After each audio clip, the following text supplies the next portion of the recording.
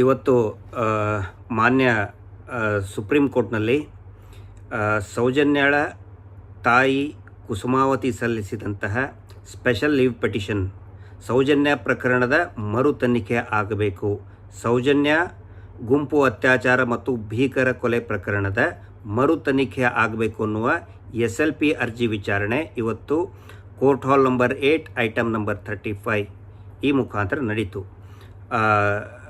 ನ್ಯಾಯಮೂರ್ತಿಗಳಾದಂತಹ ಶ್ರೀ ಸಂಜೀವ್ ಕುಮಾರ್ ಅವರು ಮತ್ತು ಶ್ರೀ ಸಚ್ದೇವ ಅವರು ಇದ್ದಂತಹ ದ್ವಿಸದಸ್ಯ ಪೀಠದಲ್ಲಿ ಈ ವಿಚಾರಣೆ ನಡೀತು. ಇದರ ಮುಖ್ಯಾಂಶಗಳು ಅಂತ ಹೇಳಿದರೆ ಮಧ್ಯಾಹ್ನ 2:46 ಈ ವಿಚಾರಣೆ ಪ್ರಾರಂಭ ಆಗಿ ಇಲ್ಲಿ ಗಮನಿಸಿದಂತಹ ಮಾನ್ಯ ನ್ಯಾಯಾಲಯ ಗಮನಿಸಿದಂತಹ ಅಂಶಗಳು ಅಂತ ಹೇಳಿದರೆ, ಏನು ತಾಯಿ ಕುಸುಮಾವತಿಯವರು ಅರ್ಜಿದಾರರು ಒಂದು SLP ಅರ್ಜಿಯನ್ನು ಹಾಕಿದ್ರು. ಆ ಅಫಿಡವಿಟ್ನಲ್ಲಿ ನನ್ನ ಮಗಳು ಇಷ್ಟೊಂದು ಭೀಕರವಾಗಿ ಹತ್ಯೆ ಆಗಿದೆ, 3 ಏಜೆನ್ಸಿಗಳು ಅಂದರೆ ಲೋಕಲ್ ಪೊಲೀಸ್, CID ಮತ್ತು CBI ಮೂರೂ ಕೂಡ ತನಿಖೆ ಆದರೂ ಕೂಡ ಅಪರಾಧಿಯನ್ನು ಇವರು ಕಂಡುಹಿಡಿಯೋದಕ್ಕಾಗಿಲ್ಲ ಮತ್ತು ಅನೇಕ ಅಂಶಗಳನ್ನು ಕೂಡ ಹಾಕಿದರು.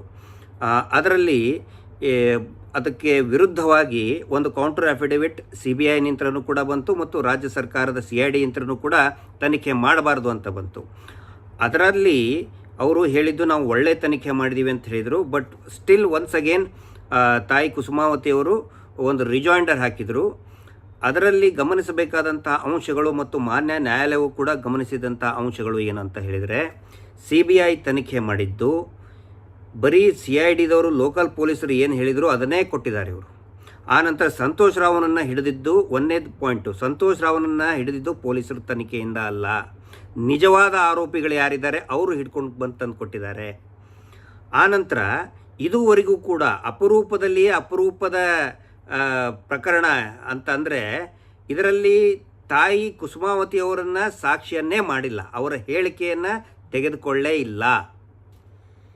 ಆ ಒಂದು ಮಗು ಅಷ್ಟು ಬರ್ಬರವಾಗಿ ಸತ್ತಿದೆ. ಸತ್ತ ಮೇಲೆ ಆ ಮಗುವಿನ ದೇಹವನ್ನು ತಾಯಿ ನೋಡಿರ್ತಾಳೆ. ಆ ಮಗುವಿನ ಮೇಲೆ ಯಾವ ಗಾಯ ಇರುತ್ತೆ ಅಂಥೇಳಿ ತಾಯಿಗೆ ಗೊತ್ತಿರುತ್ತೆ. ಆದರೆ ತಾಯಿಯ ಸ್ಟೇಟ್ಮೆಂಟನ್ನೇ ಲೋಕಲ್ ಪೊಲೀಸ್ ಆಗಲಿ, CID ಆಗಲಿ, CBI ಆಗಲಿ ತೆಗೆದುಕೊಳ್ಳೋದಿಲ್ಲ. ಆನಂತರ ಟ್ರಯಲ್ ಕೋರ್ಟ್ನಲ್ಲಿ ಕ್ರಾಸ್ ಎಕ್ಸಾಮಿನ್ ಮಾಡಬೇಕಾದ್ರೆ ಸ್ವತಃ CBI ಅಧಿಕಾರಿ ಒಪ್ತಾರೆ, I have not visited the place of offence, ನಾನು ಅಪರಾಧ ನಡೆದಂತಹ ಕೃತ್ಯ ಅಂತ ಅವ್ರೇನು ಹೇಳಿರ್ತಾರಲ್ಲ, ಎಲ್ಲಿ ಸೌಜನ್ಯಾಳ ಡೆಡ್ ಬಾಡಿ ಬಿದ್ದಿರ್ತದೆ, ಮೃತದೇಹ ಬಿದ್ದಿರ್ತದೆ, ಅಲ್ಲಿ ನಾನು ಹೋಗಿಯೇ ಇಲ್ಲ, ಪರಿಶೀಲನೆ ಮಾಡಿಲ್ಲ ಅಂತೇಳಿ ಸ್ವತಃ CBIನ ಈ ದೇಶದ ಉನ್ನತ ತನಿಖಾ ಸಂಸ್ಥೆಯ ತನಿಖಾಧಿಕಾರಿಗಳು ಒಪ್ಕೊಳ್ತಾರೆ ಕೋರ್ಟಲ್ಲಿ. ಮೂರನೇದ್ದು, ಇದರಲ್ಲಿ ಅರ್ಷದ್ ಖಾಲಿದ್ ಅಂಥೇಳಿ ಆ ಸೌಜನ್ಯಾಳ ಸಹಪಾಠಿ, ಆ ದಿನನೂ ಕೂಡ ಅವ್ರು ನೋಡಿರ್ತಾರೆ. ಅದರಲ್ಲಿ ಲೋಕಲ್ ಪೊಲೀಸ್ ಹೇಳ್ತಾರೆ ಹೀ ಈಸ್ ಅ ಬಾಯ್, ಅವ್ರನ್ನ ನಾವು ಎಕ್ಸಾಮ್ ಮಾಡಿಬಿಟ್ಟಿದ್ದೀವಿ ಅಂತ ಹೇಳ್ತಾರೆ. ಇವನ್ SP ಕೂಡ ಹೇಳ್ತಾರೆ, ಅದರ ವಿಡಿಯೋ ನಮ್ಮ ಹತ್ರ ಇದೆ, ಅದನ್ನು ಕೊಟ್ಟಿದ್ದೀವಿ, ಎಕ್ಸಾಮಿನ್ ಮಾಡಿದ್ದೀವಿ ಅಂತ SP ಹೇಳ್ತಾರೆ. CID ಅವ್ರು ಹೇಳ್ತಾರೆ ಅರ್ಷದ್ ಖಾಲಿದ್ ಆ ಹುಡುಗನನ್ನು ನಾವು ಎಕ್ಸಾಮಿನ್ ಮಾಡಿದ್ದೀವಿ ಅಂತ ಹೇಳ್ತಾರೆ. ಅದನ್ನು ನೋಡ್ಕೊಂಡ್ಬಿಟ್ಟು CBIದವ್ರು ಹೇಳ್ತಾರೆ ಎಸ್, ಆ ಹುಡುಗನನ್ನು ಅರ್ಷದ್ ಖಾಲಿದನ್ನು ನಾವು ಎಕ್ಸಾಮಿನ್ ಮಾಡಿದ್ದೀವಿ ಅಂತ ಹೇಳ್ತಾರೆ. ಆದರೆ ಅರ್ಷದ್ ಖಾಲಿದ್, ನಾನು ಸ್ವಲ್ಪ ಹೆಸರು ಚೇಂಜ್ ಮಾಡಿ ಹೇಳ್ತಾ ಇದ್ದೀನಿ, ಆ ಹುಡುಗನೇ ಅಲ್ಲ, ಅದು ಹುಡುಗಿ, ಸೌಜನ್ಯಾಳ ಸ್ನೇಹಿತೆ.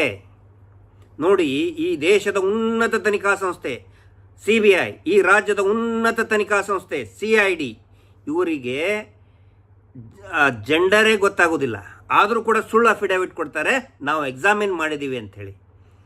ಬೆಂಗಳೂರಿನಲ್ಲಿ ಇದ್ದಂತಹ ಅವ್ರನ್ನ ನಾವು ಸಾಕ್ಷಿ ಅಂತ ಪರಿಗಣಿಸಿ ಸುಪ್ರೀಂ ಕೋರ್ಟ್ ಅವರಿಗೆ, ಬೆಂಗಳೂರಿನಲ್ಲಿದ್ದಾರೆ, ಅವರಿಗೆ ರಕ್ಷಣೆಯನ್ನು ಕೂಡ ಕೊಟ್ಟಿದೆ. ಇನ್ನೂ ಅನೇಕ ವಿಷಯಗಳು CBI ಮಾಡಿ ಆನಂತರ ಸ್ವತಃ CBIನೇ ಹೇಳಿದೆ 2016 ತನಿಖೆ ಮಾಡಿ ಟ್ರಯಲ್ ನಡಿಬೇಕಾದ್ರೆ ಹೇಳಿದೆ ಇದು ಅಲ್ಲ, ಸಂತೋಷ್ ರಾವ್ ಅಲ್ಲ, ಇವನ ಜೊತೆಗೆ ಅಂದರೆ ಇವನು ಬಿಟ್ಟು ಬೇರೆ ಜನ ಇದ್ದಾರೆ. 3 ಜನರ ಹೆಸರನ್ನು ಹೇಳ್ತಾರೆ, ಉದಯ್ ಜೈನ್, ಮಲ್ಲಿಕ್ ಜೈನ್, ಧೀರಜ್ ಕೆಲ್ಲಾ ಹೆಸರು ಹೇಳ್ತಾರೆ. ಇದು ನನ್ನ ಶಬ್ದ ಅಲ್ಲ, ಇದು CBI ಹೇಳಿದಂತಹ ಮಾತುಗಳು. ರೈಟಿಂಗ್ನಲ್ಲಿ ಕೊಡ್ತಾರೆ, ಅವ್ರನ್ನ ತನಿಖೆ ಮಾಡೋದಕ್ಕೆ ನಮಗೆ ಅವಕಾಶ ಕೊಡಿ ಅಂತೇಳಿ 319 CRPCಯಲ್ಲಿ ಅಪ್ಲಿಕೇಶನ್ ಮೂವ್ ಮಾಡ್ತಾರೆ. ಆದರೆ ಅವಾಗ ತನಿಖೆ ಮಾಡಿ ಅಂತ ಹೇಳಿದವರು ಈಗ ಅದೇ CBI ಸುಪ್ರೀಂ ಕೋರ್ಟಿಗೆ ಬಂದು ತನಿಖೆ ಮಾಡಬಾರ್ದು ಅಂತ ಹೇಳಿದರೆ ಇದರ ಹಿಂದೆ ಏನಿದೆ, ಯಾರ ಕೈವಾಡಿದೆ? ಅದಕ್ಕೆ ಬಹಳ ಚಾಟಿ ಬೀಸಿದೆ, ಕಟುವಾದ ಶಬ್ದಗಳಲ್ಲಿ ಮಾನ್ಯ ಸುಪ್ರೀಂ ಕೋರ್ಟ್ ಚಾಟಿ ಬೀಸಿದೆ. CBIಗೆ ನೀವು ಯಾರ ಪರವಾಗಿ ವಾದ ಮಾಡ್ತಾ ಇದ್ದೀರಾ?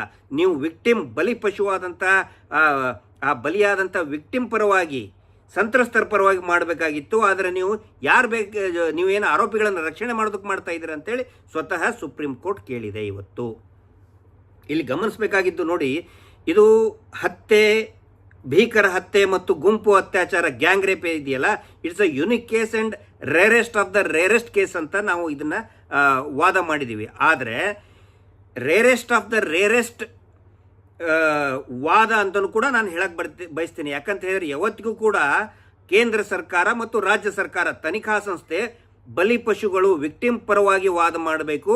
ಆದರೆ ಈ ಪ್ರಕರಣದಲ್ಲಿ CBI, ಕೇಂದ್ರ ಸರ್ಕಾರ ಆರೋಪಿಗಳ, ನಿಜವಾದ ಆರೋಪಿಗಳ ಪರವಾಗಿ ವಾದ ಮಾಡಿದೆ. ಅದನ್ನು ಮಾನ್ಯ ಸುಪ್ರೀಂ ಕೋರ್ಟ್ನ ಜಡ್ಜ್ ಗಮನಿಸಿ ಇಬ್ಬರೂ ಕೂಡ ಅತ್ಯಂತ ಕಟುವಾದ ಶಬ್ದಗಳಲ್ಲಿ ಹೇಳಿದ್ದಾರೆ. ಹೀಗಾಗಿ ಇದರಲ್ಲಿ ಇನ್ನೂ ಸಾಕಷ್ಟು ಲೋಪದೋಷಗಳು, ಅನೇಕ ಲೋಪದೋಷಗಳಿದೆ ಇದರಲ್ಲಿ. CBI ಮಾಡಿದ್ರಲ್ಲಿ ಅವರು ಸ್ಪಾಟಿಗೆ ಹೋಗಿಲ್ಲ ಅನ್ನೋದು. ಆನಂತರ ಸ್ವತಃ CBI ಹೇಳುತ್ತೆ ಡಾಕ್ಟರ್ ಆದಮ್ ಮತ್ತು ಡಾಕ್ಟರ್ ರಶ್ಮಿ ಇವರು ಸರಿಯಾಗಿ ಪೋಸ್ಟ್ ಮಾರ್ಟಮ್ ಮಾಡಬೇಕಾದ್ರೆ ವಿಡಿಯೋಗ್ರಾಫಿ ಮಾಡಿಲ್ಲ, ಒಂದನೇದ್ದು. ಆನಂತರ ವೆಜನೈಲ್ ಸ್ವ್ಯಾಬನ್ನು ಸರಿಯಾಗಿ ರೂಪದಲ್ಲಿ ಅದನ್ನು ಕಲೆಕ್ಟ್ ಮಾಡಿಕೊಂಡು FSLಗೆ ಕಳಿಸಿಲ್ಲ, ಡಿಲೇ ಆಗಿದೆ, 10 ದಿನಗಳ ಡಿಲೇ ಆಗಿದೆ ಅಂತ ಸ್ವತಃ CBI ಹೇಳ್ತದೆ. ಆನಂತರ ವಿಸ್ರಾ ಕಲೆಕ್ಷನ್ ಅಂದರೆ ಜೀರ್ಣಾಂಗ ವ್ಯವಸ್ಥೆಗೆ ವಿಸ್ರಾ ಅಂತ ಹೇಳ್ತಾರೆ, ಜೀರ್ಣಾಂಗ ವ್ಯವಸ್ಥೆ ಆ ವಿಸ್ರಾ ಕಲೆಕ್ಷನ್ ಕೂಡ ಪ್ರಾಪರ್ ಆಗಿ ಮಾಡಿಲ್ಲ, ವಿಡಿಯೋಗ್ರಾಫಿ ಮಾಡಿಲ್ಲ. ಆನಂತರ ಸೌಜನ್ಯಾಳ ಏನು ಕೈ ಮೇಲೆ ಒಂದು ವೃತ್ತಾಕಾರದಂತಹ ಗಾಯ ಇತ್ತು, ಅದನ್ನು ನೀವು ಮೆನ್ಷನ್ ಮಾಡಿಲ್ಲ ಅಂತ ಸ್ವತಃ CBI ಅಬ್ಸರ್ವೇಷನ್ ಮಾಡಿ ಅವಾಗ 2016ರಲ್ಲಿ ಮಾಡಿ ಈ ಇಬ್ಬರು ಡಾಕ್ಟರ್ಗಳನ್ನು ಶಿಕ್ಷೆಗೆ ಗುರಿಪಡಿಸಬೇಕು, ಎರ್ರಿಂಗ್ ಆಫೀಷಿಯಲ್ಸ್ ಅಂತ ಹೇಳಿ ಒಂದು ಸರ್ಕಾರಕ್ಕೆ ರಿಪೋರ್ಟ್ ಕೊಡುತ್ತೆ ಅವಾಗ. ಆದರೆ ಆ ಅಧಿಕಾರಿಗಳ ಮೇಲೆ ಯಾವುದೇ ಕ್ರಮಗಳನ್ನು ನಮ್ಮ ರಾಜ್ಯ ಸರ್ಕಾರಗಳು ತೆಗೆದುಕೊಳ್ಳುವುದಿಲ್ಲ. ಅವಾಗ CBI ಹಾಗೆ ಹೇಳಿದ್ರು ಕೂಡ ಇವತ್ತು ಯಾಕೆ ಡಾಕ್ಟರ್ ಆದಮ್ ಇದನ್ನು ಮಾಡಿದ್ದಾರೆ, ಸರಿಯಾಗಿ ಮಾಡಿದ್ದಾರೆ ಅಂತ ಹೇಳ್ತಾ ಇದ್ದಾರೆ?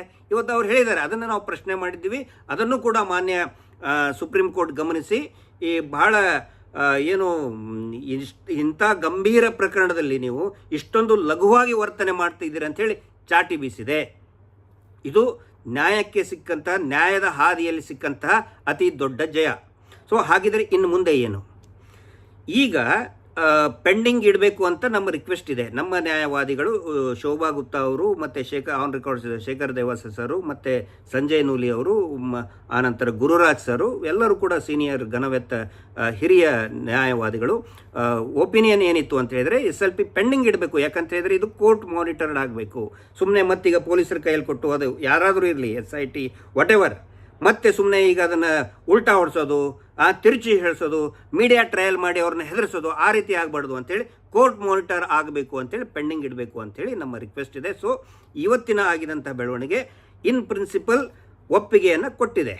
ಎಸ್, ರೀಇನ್ವೆಸ್ಟಿಗೇಷನ್ ಮಾಡಬೇಕು. ಯಾರು ಮಾಡಬೇಕು ಅಂತ ಹೇಳಿದರೆ ಅದು ರಾಜ್ಯ ಸರ್ಕಾರನೇ ಮಾಡಬೇಕು. CBI ಮಾಡೋದು ಬೇಡ, ನಿಮ್ಮ ಯೋಗ್ಯತೆಗೆ ನಿಮಗೆ ಮಾಡೋದಕ್ಕೆ ಆಗೋದಿಲ್ಲ ಅಂತಲೇ ಸ್ಪಷ್ಟವಾಗಿ ಹೇಳಿದ್ದಾರೆ CBIಗೆ. So that is ruled out. Next, ರಾಜ್ಯ ಸರ್ಕಾರ ಇನ್ನೇನು ಮಾಡಬೇಕು?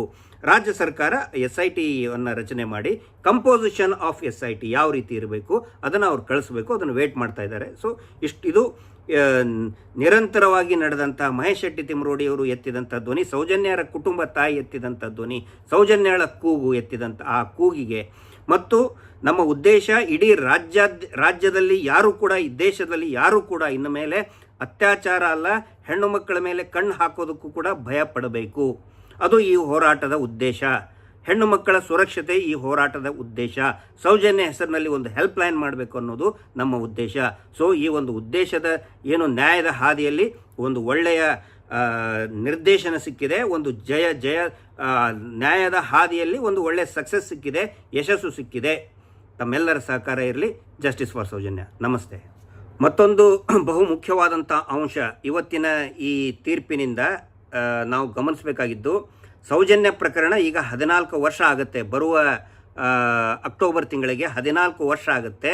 ಅನೇಕರು ರಾಜಕೀಯದ ಮುಖಂಡರುಗಳು ಮತ್ತು ಈ ಹಿಂದಿನ ಗೃಹ ಸಚಿವರು ಕೂಡ ಸರ್ಕಾರಗಳು ಕೂಡ ಸೌಜನ್ಯ ಅಧ್ಯಾಯ ಮುಗಿದ ಅಧ್ಯಾಯ, it's a close chapter, it's a dead case ಅಂತ ಎಲ್ಲರೂ ಹೇಳಿದರು.